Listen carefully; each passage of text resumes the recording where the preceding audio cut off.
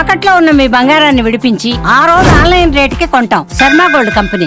మరి కొత్త సంవత్సరం తులారాశి వారికి ఏ విధంగా ఉండబోతుంది? గురువుగారిని అడిగి తెలుసుకుందాం. నమస్తే గురుగారు. జై వీరబ్రహ్మజీ. నమస్కారం. మరి తులారాశిలో జన్మించిన వారికి లేకపోతే మీరు ఇందాక అన్నట్టుగా అంటే గురుగారు నాకు చెప్తూ ఉన్నారు ఏంటి అని అంటే, నేను అడిగాను అనమాట, ఏంటి గురువుగారు మామూలుగా మనకి సన్షైన్ అని ఒకటి, జోడియాక్ సైన్ అని ఒకటి, ఈ రెండు వేరువేరుగా ఉంటాయి. అంటే మనము పుట్టిన తేదీని సమయాన్ని బట్టి ఒకటి ఉంటుంది, అది జోడియాక్ సైన్. ఇప్పుడు మనకు అదొకటి ఉంటుంది. బట్ ఏదైతే పేరు ఉంటుందో మనం పెట్టుకున్న పేరు, అంటే మన దగ్గర ముఖ్యంగా ఏమవుతుందంటే పంతులు ఇచ్చిన పదాలను వదిలేసి మనకు నచ్చిన పేరు కొత్తగా ఇష్టం వచ్చింది పెట్టుకుంటున్నాం కాబట్టి ఆ పేరు పైన ఇంకొకటి వస్తుంది. అదేమో సన్షైన్ అంటారు దాన్ని.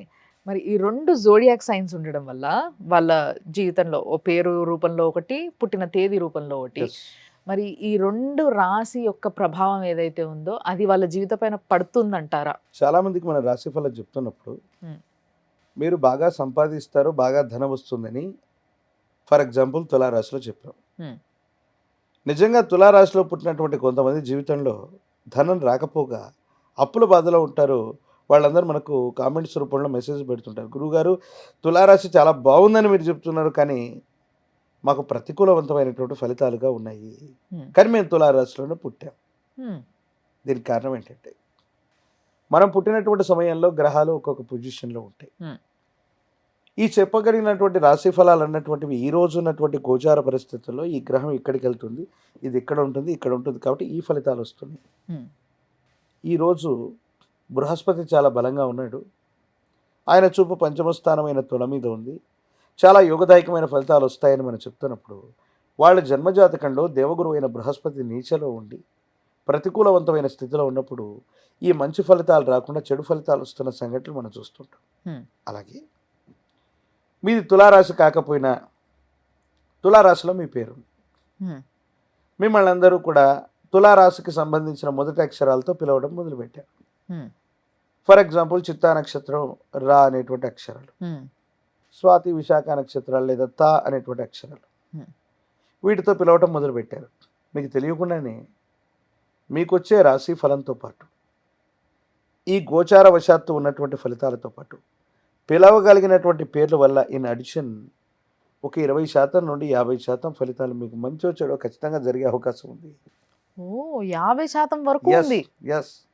సరే, అయితే ఇంకొంచెం క్లారిటీ కోసం ఒక్క ప్రశ్న అడగడం. అయితే ఒక వ్యక్తి పైన ఎట్లాగో ప్రతి ఒక్కరికి ఇవి రెండు వేరువేరుగా ఉంటున్నాయి కాబట్టి ఈ రోజులలో, ఇంతకు ముందు అంటే ఒకే దాంట్లో పెట్టుకునే వాళ్ళేమో, బట్ మాక్సిమం అందరికీ కూడా వాళ్ళ యొక్క పేరు పైన ఒక రాశి, వాళ్ళ డేట్ ఆఫ్ బర్త్ పైన ఒక రాశి ఉంటున్నాయి. సో ఈ విధంగా ఉన్న ఒక వ్యక్తి పైన ఏ రాశి, అంటే డేట్ ఆఫ్ బర్త్ పైన ఉన్న రాశి యొక్క ప్రభావం ఎక్కువగా ఉంటుందా, లేకపోతే పేరు పైన ఉన్న రాశి యొక్క ప్రభావం ఎక్కువగా ఉంటుందా? మీ సర్టిఫికేట్లో ఉన్నటువంటి పేరును అనుసరించి మీరు మంచి ఉద్యోగాన్ని, మంచి వృత్తిని మీరు పొందుతున్నారంటే అర్థం మీ పేరు యొక్క ప్రభావం మీ జాతకం మీద ఎక్కువగా ఉంది, మీరు దాన్ని ఫాలో అవ్వండి. ఓకే, మీకు మంచి పేరు ఉంది కానీ ఎగ్జామినేషన్స్ అన్నీ కూడా ఫెయిల్యూర్ అవుతున్నాం, ఎందుకో తెలియదు, మంచి ఉద్యోగం లభించట్లేదు. సో మీ పేరు కంటే మీరు పుట్టినటువంటి సమయం తాలూకు రాశి యొక్క ప్రభావం మీ మీద ఎక్కువ ఉంది, దానికి ఏదైనా పరిహారాలు చేయించండి. ఎప్పుడైతే జీవన గమనంలో ప్రతికూలవంతమైనటువంటి భావనలు కలుగుతూ ఉన్నాయి, ఇబ్బందులు ఎదురవుతున్నాయి అంటే అర్థం మనం చేసే ప్రయత్నంలో లోపం ఉంది. ఆ లోపం ఏంటంటే మన పేరు అవ్వచ్చు, నామ నక్షత్రం అవ్వచ్చు, లేదా జన్మ నక్షత్రం అవ్వచ్చు. ఈ రెండే కారణం అవుతున్నాయి. మీరు ఏ రోజు పుట్టారో, ఏ నక్షత్రంలో పుట్టారో పక్కన పెడితే, మీరు రాసినటువంటి ప్రతి టెస్ట్ పాస్ అవుతున్నారు అంటే మీ పేరులో బలం ఉంది. ఓకే, మీ పేరుకు చాలా సులభంగా అవకాశాలు కలిసి వస్తున్నాయి, ఉద్యోగం లభిస్తుంది, లేకపోతే వృత్తి వ్యాపారం చేస్తున్నారు, ఆర్థికంగా బలంగా ఉంటున్నారు అంటే అర్థం ఏంటి? మీ పేరు యొక్క ప్రభావం అన్నటువంటిది రాశి ఫలాన్ని కూడా డామినేట్ చేసేటువంటి పరిస్థితి. సో దీని యొక్క ప్రభావం అనేటువంటి సమాంతరంగా దానికి ఎక్కువగా ఉంది. రాశి ఫలంలో జరిగేటువంటి కొన్ని ఇబ్బందులు మీ జీవితంలో ఉండొచ్చు, కానీ మీ పేరుకున్నటువంటి ఈ తీక్షణమైనటువంటి పవర్ వల్ల దాన్ని కూడా అధిగమించి విశేషవంతమైన పరిస్థితిని ఇస్తుంది. సో మీ జన్మజాతకాన్ని అనుసరించి లేదా మీ పేరును అనుసరించి సర్టిఫికేట్లో ఉన్నటువంటి పేరు మీకు అనేక విజయాలకు కారణమవుతుంటే సర్టిఫికేట్లో ఉన్న పేరునే మీరు ఫాలో అయిపోండి. అయితే దానివల్ల ఖచ్చితమైన ఫలితాలే ఎక్కువగా వస్తాయి. అయితే ఈ పేరు అనేది పెట్టుకునేది పిలవడానికి. అంటే పిలిసే విధానంలో ఈ రోజులలో చాలా మంది పిల్లల్ని అంటే ఒక పేరు పెడతారు. కానీ ఇంట్లో బుజ్జి, తల్లి, ఇంకోటి ఏవో అన్ని నిక్ నేమ్స్ ఉంటాయి. ఎస్ వీటితో ఎక్కువ పిలిచేస్తుంటారు. ఎస్ బయటకెళ్ళినప్పుడు మీరు అన్నట్టుగా ఓన్లీ సర్టిఫికేట్‌కి మాత్రమే అంకితం అయ్యే పేర్లేమో పెట్టుకుంటారు. ఎస్ బట్ పిలవడం వేరే. Nick names. ఇది ఏ విధంగా ఎఫెక్ట్ ఇస్తదంటారు మరి? నిక్ నేమ్స్ పిలవడం కూడా కొన్ని ప్రమాదాలకు కూడా కారణమవుతుంది. హుహు. చంటి, బంటి, నాని, బుజ్జి ఇలాంటి పేర్లు మనం పిలుచుకుంటూ ఉంటాం. హ్మ్. కొంతమంది అలా ఉన్నటువంటి వాళ్ళు చాలా గొప్పవాళ్ళు అయిన వాళ్ళు ఉన్నారు. హ్మ్. అలా పిలవటం వల్ల వాళ్ళకున్నటువంటి ఆ పవర్ తగ్గిపోయి, హ్మ్. సామర్థ్యం తగ్గిపోయి, ఏ పని చేయక, చదువుకోక, నిద్రాహారాలు మానేసి విచిత్రంగా ఉన్నటువంటి వాళ్ళు కూడా చాలామంది ఉన్నారు. అంటే కొన్ని శబ్దాలు కలిస్తే అక్షరాలవుతాయి. కొన్ని అక్షరాలు కలిస్తే పదాలవుతాయి. కొన్ని పదాలు కలిస్తే వాక్యాలవుతాయి. ఇది వ్యాకరణానికి సంబంధించింది. కొన్ని శబ్దాల యొక్క పరంపరే మన యొక్క పేరు. దాంట్లో నెగెటివ్, పాజిటివ్స్ ఉంటాయి. పాజిటివ్ ఉన్నటువంటి సౌండ్స్ కొన్ని ఉంటాయి. నెగెటివ్ ఉన్నటువంటి సౌండ్స్ కొన్ని ఉంటాయి. నెగెటివ్ సౌండ్స్ కనుక ఉన్నట్టయితే మన జాతకం ఎంత గొప్పగా ఉన్నా, ఎన్ని సానుకూలవంతమైన పరిస్థితులు ఉన్నా అక్కడి దాకా వెళతాం. దాన్ని అందుకోలేక మళ్ళీ వెనక్కి వస్తాం. హ్మ్. కాబట్టి జీవితంలో మంచి పేరును పెట్టుకోవడం కూడా చాలా అవసరం. చాలా అవసరం అన్న విషయం నాకు మీరు చెప్పిన తర్వాత బాగా అర్థమైంది. కాబట్టి ఏదో ట్రెండ్‌కి తగ్గట్టుగా పేర్లు పెట్టేసుకుందామని మాత్రం ఆలోచించకండి ప్లీజ్. దయచేసి మంచి పాజిటివ్ సౌండ్ ఉన్న Yes. ఒక మంచి పేరుని పెట్టండి మీ పిల్లలకి. వచ్చే తరాలన్నా చాలా అద్భుతంగా ఉంటాయి. మరి మూవింగ్ టు తులారాశి గురువుగారు. Yes. తులారాశి వారికి ఈ సంవత్సరం ఏ విధంగా ఉండబోతుంది? శివాయ బ్రహ్మణే నమ, వీరబ్రహ్మేంద్ర స్వామిని నమో నమ. జై వీరబ్రహ్మ జై గోవిందమాంబ జై.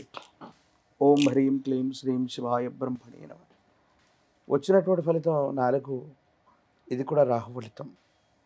కానీ తులారాశి వారికి ఎందుకో తెలియదు, అదృష్టం పట్టినట్టుగా గడిచిన కొన్ని మాసాలు, సంవత్సరాలుగా విచిత్రవంతమైనటువంటి సందర్భంలో అనుకూలవంతమైన ఫలితాలు పొందుతున్నారు.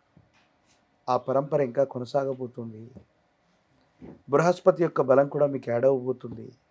రాహు సంబంధమైనటువంటి స్థితులు కూడా సానుకూలవంతం అవుతాయి. యోగదాయకమైనటువంటి ఫలితాలకి కారణమయ్యేటువంటి అవకాశం ఉంది. వృత్తి, ఉద్యోగం బాగుంటుంది. కుటుంబపరమైన అంశాలు అనుకూలంగా ఉన్నాయి. సంతానపరమైనటువంటి స్థితిగతులు కూడా సానుకూలవంతమైనటువంటి పరిస్థితులకి కారణమవుతూ ఉంటాయి.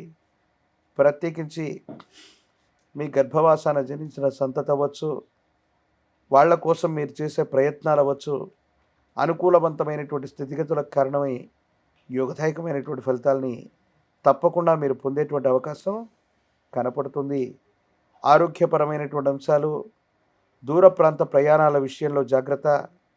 కొన్ని ముఖ్యమైనటువంటి వస్తువుల్ని, సెంటిమెంట్ వస్తువుల్ని కోల్పోవటం, ప్రయాణంలో ఏవైనా ఆరోగ్యపరమైనటువంటి అంశాల్లో ఇబ్బందులు దాపురించటం, ఇవి కొంచెం మిమ్మల్ని ఇబ్బంది పెట్టినప్పటికీ మిగతా విషయాలన్నీ కూడా చాలా అనుకూలంగా ఉన్నాయి.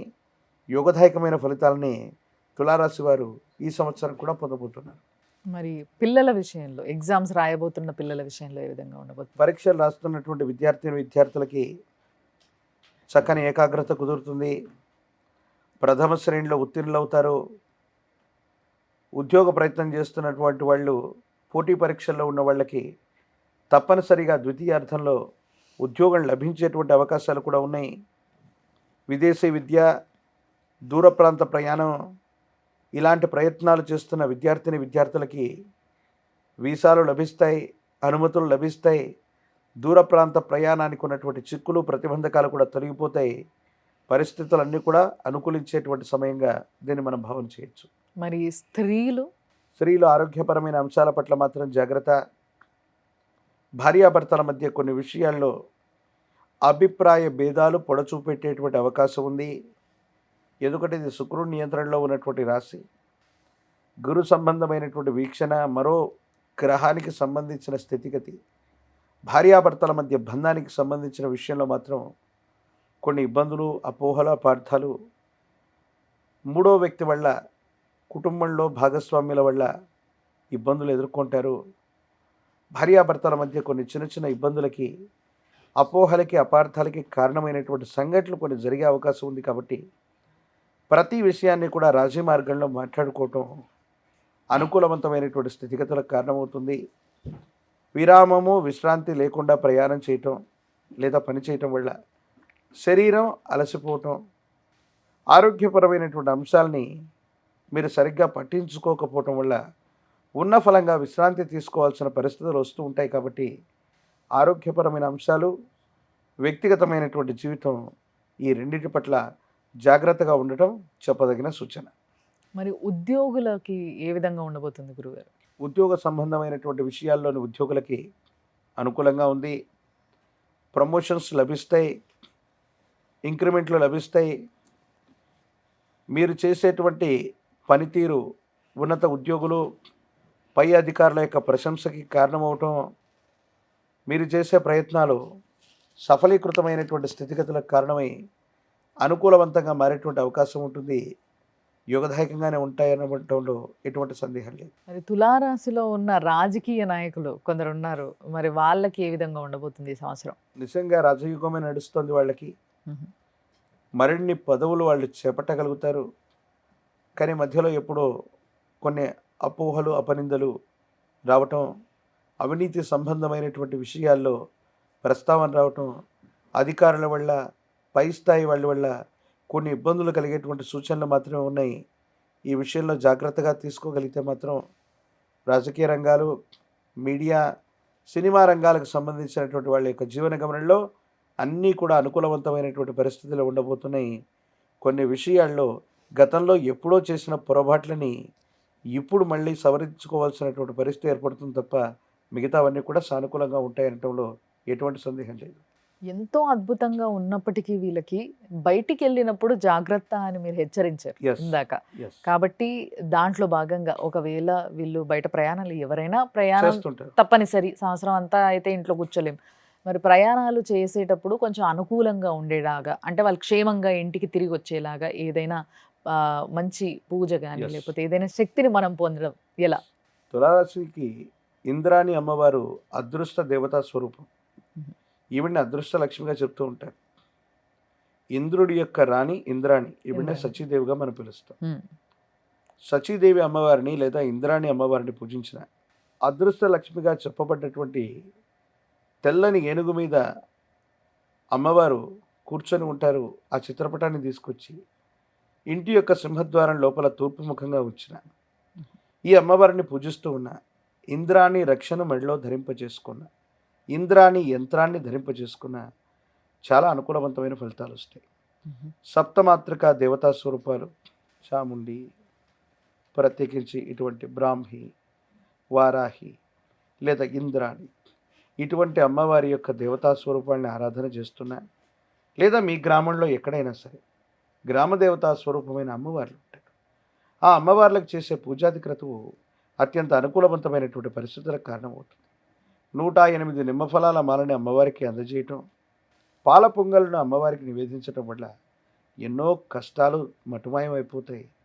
ప్రయాణ సంబంధమైన విషయాల్లో మతిమరుపు కారణంగానో, దొంగతనం వల్లనో కొన్ని ముఖ్యమైనటువంటి వస్తువులను కోల్పోవటం, ఇబ్బంది పడటం, ఈ పరిస్థితుల నుండి మనం బయటపడతాం.